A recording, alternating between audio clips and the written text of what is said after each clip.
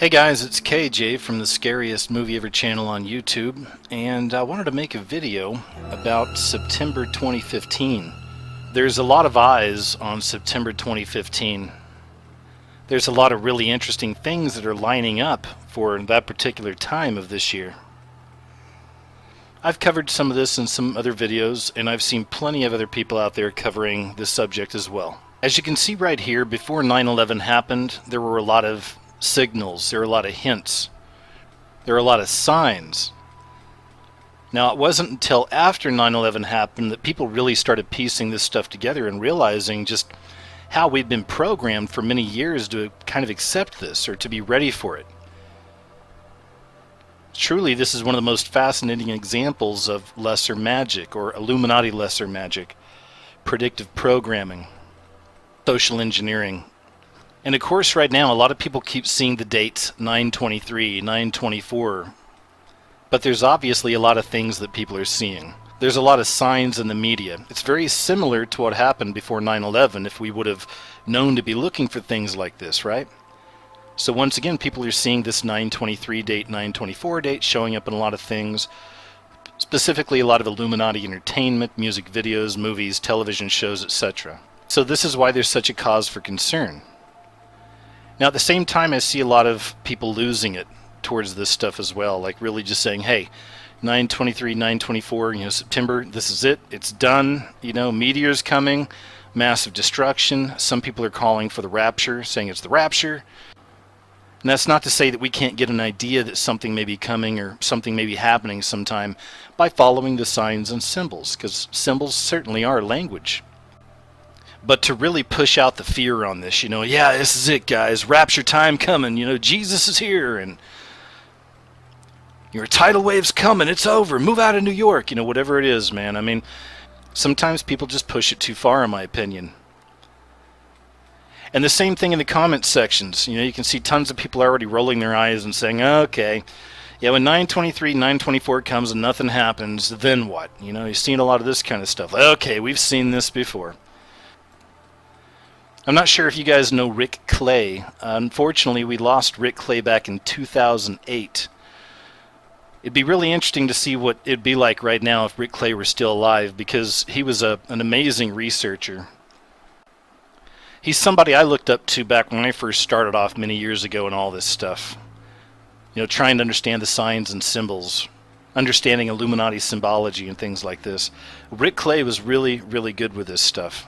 In fact, one of the things he was best known for was breaking down the symbolism of the 2012 London Olympics. I was still fairly fresh on YouTube back then, but I had been making videos, and I remember seeing a lot of this stuff coming out about 2012 London Olympics. I'm sure a lot of you guys have seen this stuff as well, right? I mean, there was like tons of videos on YouTube saying, this is it, 2012 London Olympics, fake alien invasion, they're going to blow it up, there's going to be this, there's going to be that. Project Bluebeam, major terror strike, the beginning of the New World Order. I mean, FEMA camps, they're going to be locking you up. Once again, I remember seeing all that stuff come out just before the Olympics back in 2012. And a lot of people were making videos. And what happened? Nothing, right? Nothing substantial happened. When the Olympics came, the Olympics went. And the so-called truther community, or the conspiracy theorists, or people who study the Illuminati and symbolism, all those people took a really big hit. All the mockers and scoffers really came out after that. See, we told you, we told you. And so it is with this stuff, right? So it is. But that doesn't mean we should stop watching and looking for the signs. I mean, it's one of the things I do and have done for many years here. And the mass majority of the videos I've been seeing on September 2015, I think are really well thought out. Most of them, you could tell that people are critically thinking. They're using their common sense, their reason, their logic. Because there really are a lot of things lining up this summer. As I said, I've touched on this before. And there are some very real things that are coming down the pipe. Now, as far as meteor strikes go, or tsunami waves wiping out New York, or any of the coasts, anything like that, again, a lot of this stuff is speculation. And a lot of this stuff has been hinted at, as I said, in a lot of media just in the last few years. Once again, leading us back to 923, 924. So what I want to cover in this video is something that is going to happen for sure in September of 2015. This is something we know is going to happen. And I personally feel like a lot of people are missing this point. Once again, we're looking for this doom, this destruction. Some people are looking for the rapture, for Jesus to come back in September of 2015. But I feel like so many people are missing the most obvious thing right in front of our face. If you didn't know, the United Nations is announcing that Pope Francis will address the annual UN General Assembly of World Leaders on September 25th during his first visit to the United States. The Pope earlier agreed to address a joint meeting of Congress on his visit as well. That'd be a September 24th speech. It'll mark the first time the head of the Roman Catholics will address Congress in America. And he's also expected to have a White House meeting with President Barack Obama. What we're about to see here on a global scale is the true beginning of the New World Order. They're really bringing this out of the closet.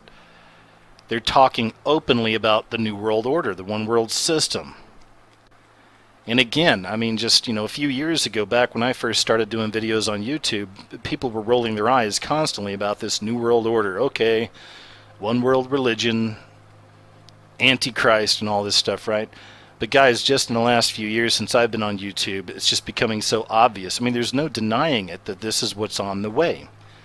And that's no longer just a conspiracy theory. They talk about this in the mainstream media. You can look up just about any prominent political figure over the last few years and type in their name and New World Order next to it, and you'll see where they've openly been discussing a New World Order or a one world system. And so it goes with the Vatican as well. I mean, it's just some older news here, but as you can see, they've been talking about this stuff for a while. This is from October 2011, a global political authority and a central world bank. These are the solutions that the Pontifical Council for Justice and Peace recommends for the worldwide financial crisis. That's from the Vatican, of course, the world government connected with the central bank. And we know who run the central banks, right? This is the Illuminati. It's an Illuminati system. This is from November of 2011 from American Free Press. Vatican suggests one all-powerful bank run by one all-powerful global entity. You gotta love how they use the term entity, because that's certainly what's behind all this one world order stuff, is a very, very wicked entity. It's from Reuters, October 2011. Vatican calls for global authority on economy, wraps idolatry of the market. And once again, this is from Reuters, and this is from July of this year. Pope calls for new economic order, criticizes capitalism. And then once again, this is just from yesterday right here, but the Pope to call for New World Order at UN September meeting. Now, I'm going to show you more on that in just a moment, just so you understand. This isn't speculation, but I just want you to see this so you understand that there is something very real that is going to be taking place in September 2015. And this is something we don't have to speculate on. The dialogue of this New World Order, this one world religion ultimately, and that's tied into this as well. It's all coming out. This is mainstream stuff. And all of this is connected to a one world religious system as well. Throughout the years I've gotten a lot of messages from people saying, how do I wake people up? How do I wake up my friends and my family and things like this? And, trust me, I've dealt with the same thing. It ain't easy. It's never easy with this stuff. That's why I want to take a look at a few other things here real quick before we continue. I just want to show you, how fascinating it is to me how the elite have really put their plans right in front of our face for so long, but so few people see, right? And that's the problem. This is why it's so hard to wake up the so-called sheep or the sheeple, which all of us were that at one time as well, right? And then we woke up, we came through, but it's tough. It's really hard to pull people out of the matrix. This is many years of people being programmed, predictive programming, social engineering, all this stuff being right in front of people's faces, but so few people see. We've seen this time and time again. And if you know what to look for, it quickly becomes obvious that the elite of the world are not even trying to hide their insidious plans for the planet. They hope to unite the entire globe under their leadership, and they don't think that we are strong enough or smart enough to stop them. They openly embed symbols expressing their desire for a one-world economic system, a one-world religion, and even a one-world government, on our buildings, on our monuments, and on our money, and they think that this is funny, that most people have no idea what those symbols mean. The New World Order openly mocks us, and they seem to take pleasure in giving us these little clues about what their plans for humanity are. In the global society that they have planned for us, individual freedoms and liberties will be greatly restricted for the good of humanity, of course. And they will use the emerging Big Brother police state control grid to monitor and control everything that we do. It would be a totalitarian regime unlike anything the world has ever seen before. And that's why it's absolutely imperative that we wake people up and get them educated about what the globalists plan to do so that we can start resisting this and we can stop this growing tyranny the best we can, right? And speaking of the 2012 London Olympics, I'll just show you an example right here, but this is from the official London 2012 website back when it was up. And this is a little character called Winlock. We're told that Winlock, the official mascot of the 2012 London Olympics, has a camera for an eye because that lets Winlock record everything. And this is again from the official website. I mean, how creepy is that, right? No matter what Winlock is doing, he's always watching you and he's always recording. And of course we see the obvious all-seeing eye symbolism there, right? But once again, right in front of your face. You try to tell people about this and what it really means, they're like, dude, you're talking about Winlock? Man, that's Winlock, man. Winlock's cool. He's a mascot. Whatever, right?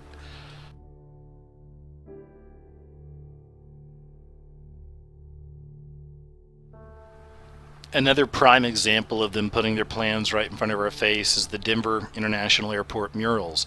And these have been covered multiple times. I've covered it myself, so there's really no need to get into it right here. But if you're not familiar with that subject, look it up. It's fascinating stuff, and there's a lot going on in these murals. Of course, we also can't forget to include the Georgia Guidestones. This is, many people believe, the 10 Commandments for the New World Order. Once again, right before our very eyes, right? This right here is a statue outside the UN headquarters in Belgium. So the coming world government has been portrayed as a woman riding a beast for ages. It's a very powerful symbol, and most educated people know what it really stands for. So it's interesting, isn't it, that we find it here at the EU headquarters in Brussels, Belgium, a giant statue of a woman riding a beast.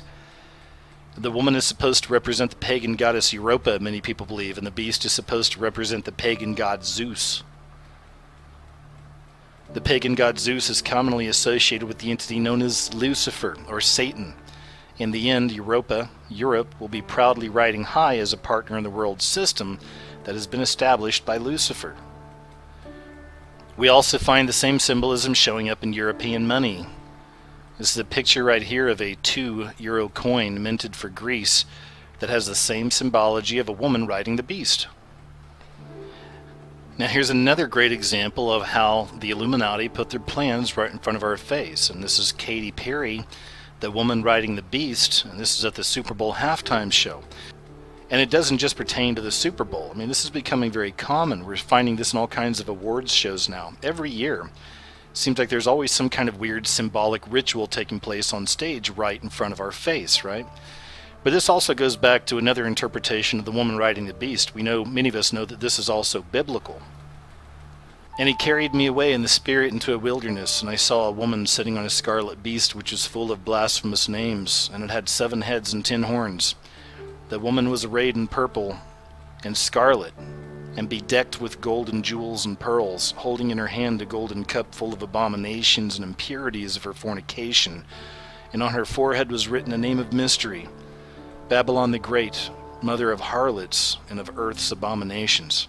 Then, of course, on a much wider scale, this Illuminati symbolism is in practically everything from these corporations. And we know that essentially everything is run by just a handful of corporations. These are all branches of the same trees in many respects. And when you learn what to look for and you take notice, you'll find these Illuminati symbols in practically everything. And then moving beyond the corporate logos themselves, we start to find these corporate tools, or these Illuminati tools. Most of our high-level celebrities are constantly doing these Illuminati symbols.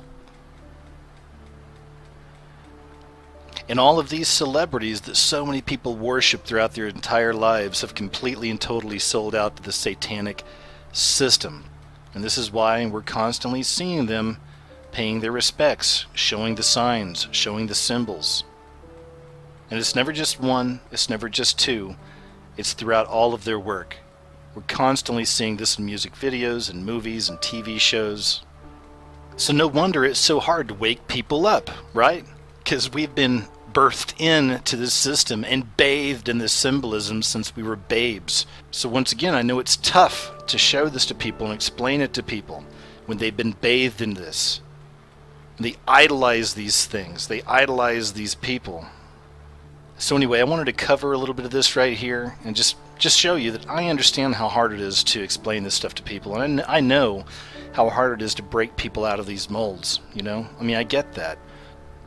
But let me give you some hope, because I've seen this in the last few years. There really is a massive awakening taking place. That people aren't that stupid. Not everybody is. You know, we can't just run around calling everyone a dumb sheep, because we were those dumb sheep at one time as well. But I'm seeing people are really waking up to the system. They're really getting it now. They're understanding it more and more. And that's a great thing. So anyway, now that we've covered some of this, I want to go ahead and show you a few things about the Pope.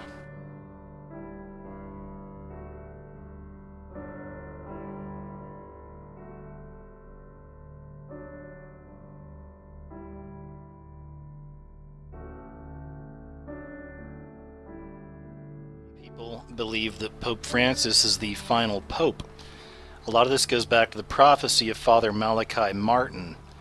You may be familiar with him, you may not be. If not, please check out some of his work. He's no longer with us, but he's certainly seen in many people's eyes as a Vatican whistleblower.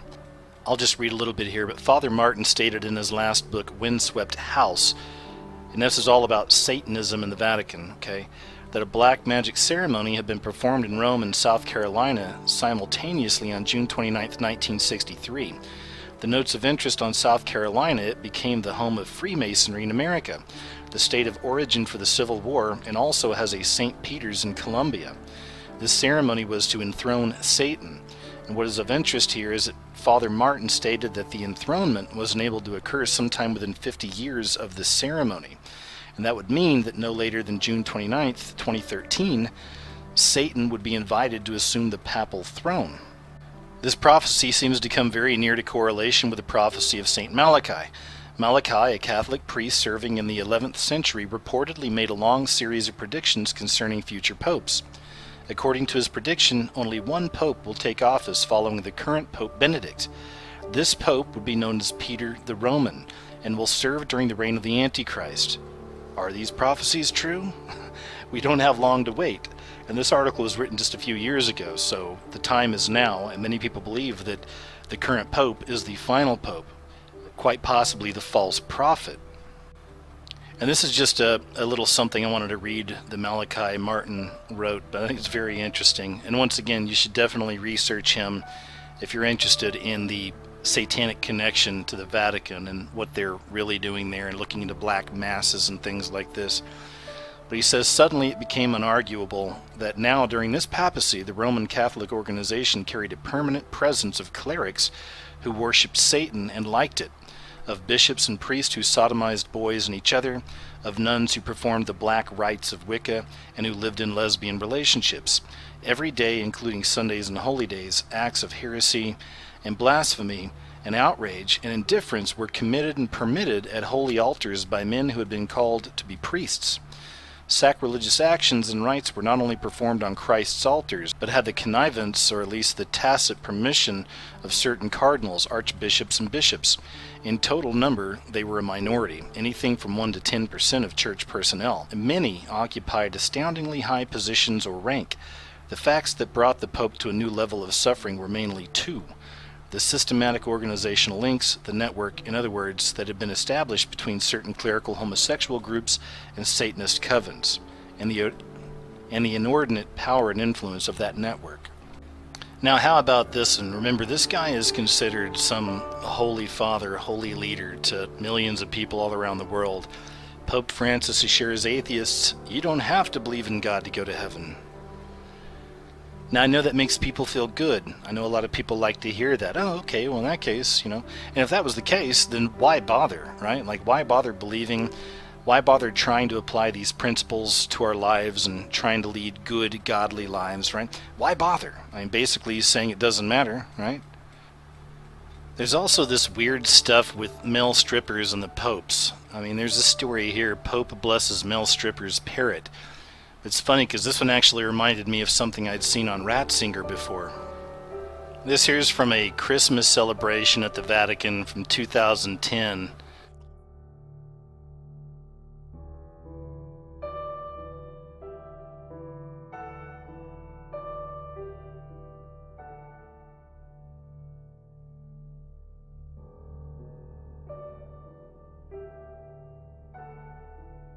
So as far as Illuminati tools go, or tools of Lucifer go, I mean, the popes over the last few years have certainly been right at the top of the list, in my opinion. Another really good example right here, Pope Francis says he would baptize aliens. Who are we to close the doors? Well, I've covered this quite a bit on my channel, the whole fake alien invasion, and I'm not just talking about a Project Bluebeam thing. I mean, it's a possibility. I'm talking about the fallen angels disguising themselves, coming down as alien friends or visitors. And I just think it's interesting that the Pope, of course, is getting that into the world's consciousness, bringing that kind of thing up. Hey, aliens come down, we'll baptize them, right? Just kind of putting it out there. And of course, just more evidence that the Pope is going to play a key role in this, final religion, this one world religion, where all religions are going to be combined. Pope Francis says all religions are true. According to Pope Francis, it doesn't matter whether you are a heterosexual, homosexual, pro-life or pro-choice or conservative, liberal, or even a communist, because they all worship the same divine God and he loves them all. The surprising statement from the Pope came during discussions at the Third Vatican Council, which has been going on for the last 6 months. Council was convened so that the church hierarchy could decide what to do about some old Catholic Church doctrines, whether to throw them out completely or change the rules in some way. Now that same idea brings us back to Freemasonry. Freemasonry also puts forth the idea that all religions are one. We all praying to the same God, or the great architect, the big G. So you can see where the Vatican, the Masons, all the secret societies, all of these groups are working together. This is all a part of the beast system. All of them want the one world religion. The only thing that's going to be missing from this one world religion is Jesus Christ. Makes you wonder, right? That's why you shouldn't be surprised when you see stories like this. Joel Osteen meets with Pope Francis at the Vatican. Now, once again, this is all part of bringing all the religions into one. Then once again, still looking ahead at this potential alien invasion or alien contact, Pope Francis says we are not alone in the universe. In his homily, held this morning in St. Peter's Square, Pope Francis, with great ease and amazement among the faithful present, reveals, "Dear brothers, I wanted to tell all of you that we are not alone in the universe. Science has already made so much progress, and will most likely soon we'll know our new brothers and sisters with whom we will exchange a sign of peace." Now, I don't think it gets much more obvious than that. I mean, again, you can see where this tool of the beast system is putting this stuff out there, right? It's getting it into people's minds. It's getting you ready. And this right here was just from June of this year, 2015. And this one I took a little personal. Many people ask me about my faith, or am I religious, or whatever. And I always say it's no religion, just relationship. It's all about having a relationship with God the Father, the Supreme Being, the Almighty, and His Son, Jesus Christ. It's all about the relationship. You can have one-on-one.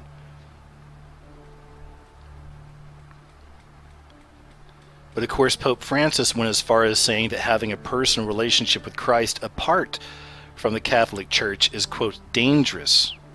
But as you can see, they're not going to like this in the New World religion. They're not going to want you to have that personal relationship with God and Jesus Christ. You're going to have to be a part of this one world religion. All of that brings us to more recent news, and this all has to do with the Pope coming to America in September and the kind of things he's going to be talking about. He's really been putting down capitalism here lately. For the New World Order to actually be a one world order and a one world system, it's going to have to destroy capitalism. So that's all a big part of this. This is why you keep seeing this coming up in a lot of the dialogue over the last few months with Pope Francis. Even right here in the article, they're calling him Red Francis, but Pope Francis calls capitalism dung of the devil. That's why you'll see stories like this right here. Pope Francis receives a gift of Christ crucified on a hammer and sickle. And keep in mind now that communism is against God. Communism is an atheistic belief. There's no room for God or faith in communism. That brings me to this video here. This is from the YouTube channel Grindle61. It's right down there in the corner, so please check out Grindle if you're not familiar with his channel. It does a lot of really good videos, and this is one of them right here. Man erupts during Catholic climate change meeting, wants his church back. And this is a fairly recent video, I think. Let's see. Yeah, August 8th, 2015, so it's not too far away there. So yeah. Anyway, check this one out. I can't play it. I can't play the thing out or anything, but it's worthy of checking out. But I'll show you a few things here. This was a conference was taking place, a Catholic conference on climate change. You can see some of the agenda right there. But right there in the middle you can see climate change, right? The science behind climate change, scientific consensus on climate change, so obviously they're really pushing that. And then of course sustainable development, call to action. And all this once again goes back to Agenda 21. We've talked about Agenda 21 on my channel. You guys have probably seen a lot of things about other places as well. If you're not familiar with that term, please look it up. It's essentially the agenda of the New World Order, how they're going to pull everything together into a one world system, and it covers everything. It basically covers all things of the world, the way the world works, everything, commerce, travel, just kind of pulling everything in together. It's also about taking away more of your rights, and they find really interesting ways to do that. And of course this whole climate change agenda is a really big part of that. Sustainable development, they're going to have you living basically in a box by the time they're done with you, and taxing you on absolutely everything you do, even breathing air, leaving a carbon footprint, things like that. And once again, we're finally seeing the UN's religion, their agenda, coming out through these mainstream religions. We see the connection here now with Catholicism, and now they're putting it into your churches. So that was one thing. But another thing I thought was interesting. Now here's just another screenshot, and this is from the screen that's behind the lady that's on stage. And it's just got a few of her talking points. So I thought this was interesting right here. The best way to restore men and women to their rightful place is to put an end to their claim to absolute dominion over the earth. And that brings us to this. This is from endoftheamericandream.com. In September 2015, Agenda 21 will be transformed into the 2030 Agenda. If you didn't like Agenda 21, then you're really not going to like the 2030 Agenda. Next month, the United Nations is going to launch the 2030 Agenda at a major conference that will be held from September 25th to September 27th in New York City. The Pope is actually traveling to New York to deliver an address which will kick off this conference. Unlike Agenda 21, which primarily focused on the environment, the 2030 Agenda is truly a template for governing the entire planet. In addition to addressing climate change, it also sets ambitious goals for areas such as economics, health, energy, education, agriculture, gender equality, and a whole host of other issues. They want control in everything, you see it? As you will see below, this global initiative is being billed as a new universal agenda for humanity. If you're anything like me, alarm bells are going off in your head right about now. They're really coming right out and telling you what's going on. I'll read some of this. This new agenda is solidly rooted in a document known as Agenda 21 that was originally adopted by the United Nations back in '92. Since that time, Agenda 21 has been modified and amended numerous times. Noteworthy changes occurred in '97, 2002, and 2012. But now the UN's Sustainable Development Program is being given an entirely new name, and the scope of this agenda is being broadened dramatically. The following is what the official United Nations website has to say about it. The United Nations is now in the process of defining sustainable development goals as part of a new sustainable development agenda that must finish the job and leave no one behind. This agenda, to be launched at the Sustainable Development Summit in September 2015, is currently being discussed at the UN General Assembly, where member states and civil society are making contributions to the agenda. Just a few days ago, the core document for the 2030 Agenda was finalized. When what was in this document starts getting out, it is going to create a huge stir among Americans that are concerned about the ambitions of the globalists. The following comes from the preamble of this document. This agenda is a plan of action for people, planet, and prosperity. It also seeks to strengthen universal peace and larger freedom. We recognize that eradicating poverty in all its forms and dimensions, including extreme poverty, is the greatest global challenge and an indispensable requirement for sustainable development. All countries and all stakeholders acting in collaborative partnership will implement this plan. All countries. We are resolved to free the human race from the tyranny of poverty and want to heal and secure our planet. We are determined to take the bold and transformative steps which are urgently needed to shift the world onto a sustainable and resilient path. This is starting to sound vaguely familiar, right? It's starting to remind me of the Georgia Guidestones a little bit. And we all continue. As we embark on this collective journey, we pledge that no one will be left behind. Okay. The 17 Sustainable Development Goals and 169 targets which we are announcing today demonstrate the scale and ambition of this new universal agenda. And they're all listed down there below. Okay, so I'll leave a link under this video here if you'd like to check this article out. And this is it. This is what's coming in September of 2015 that you can count on. There's no speculation here. This is coming. This Agenda 21, sure they changed the name, it's all the same thing, but this One World Order agenda, including the religious aspects of it, the financial aspects of it, we're seeing all this stuff coming together, right? All this is coming together as one. But this is about to go global. This is big. In September they're announcing it. This is a new universal agenda. A new universal agenda. But this is something you can count on. This is something that's really going to happen.